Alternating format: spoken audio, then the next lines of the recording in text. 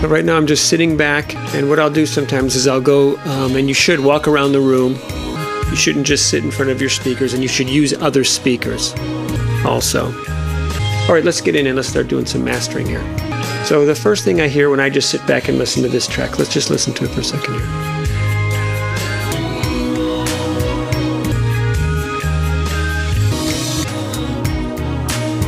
I think we're pretty close.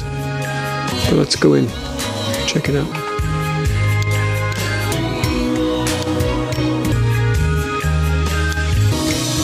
Okay, so let's take a look at the EQ here.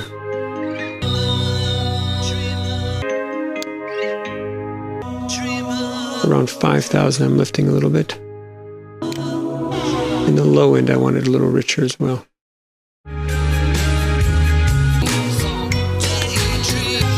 Now I'm just going to test the mid-range and see where we sit here with this mid-range.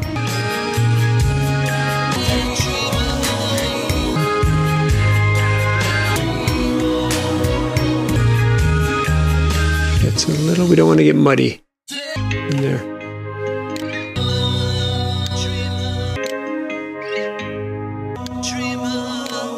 Reverb, I bypassed.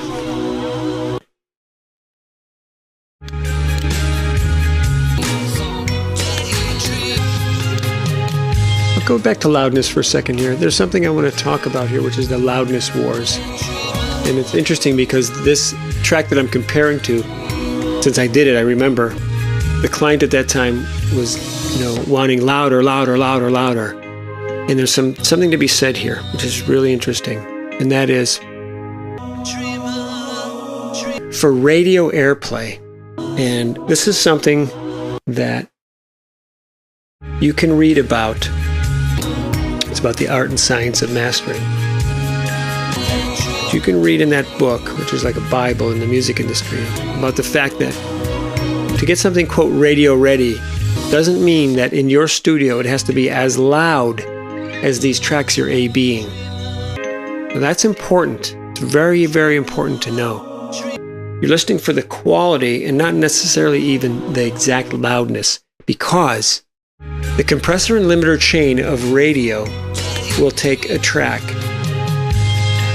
you could almost say, regardless of its loudness, within a certain range, and it will pump it up. And it will actually master your track. The radio stations have a certain chain of mastering and limiting that actually masters right there. And the reason they have this is because they do get different loudnesses from different labels and different sources. And this thing balances them all out and masters them so that there's equal loudness. So to over worry about it to get something radio ready is a myth. It's false. So I wouldn't worry about it too much. And that's actually, it's worth going over. Okay. There's our harmonic exciter. Listen to the mids a little bit.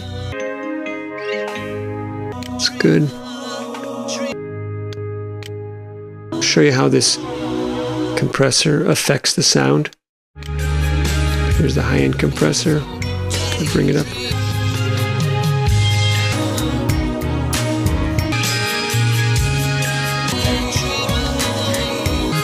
The good thing is, like if you set your compressor right, you can actually get any one of these bands, like the high end, to really shine through without distorting. But you don't want to overdo it either.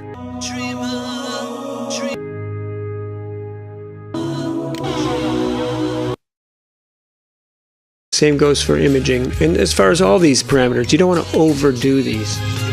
Just use them, like you'll see here, 0.1, 0.1, minus 0.1. And that's because I tightened up the low end. I made it thinner rather than wider. So it was more tight and it was more pronounced and focused. So, there you have it. That's Checkerboard A-Bing. And what I'll do then on this, for the rest of this session, is I'll just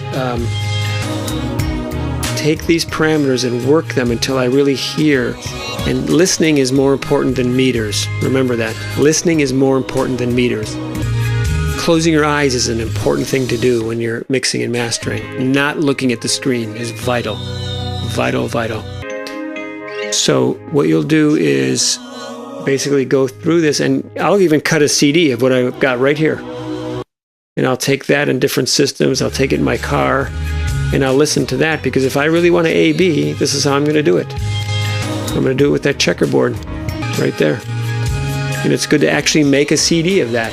And that's definitely a little secret and a trick that you can get better sounding tracks. Okay. And this is for howtolicenseyourmusic.com and from learnaudioengineering.net. This is Gary Gray for Aaron Davison. And this was how to produce music that will get licensed and make you money.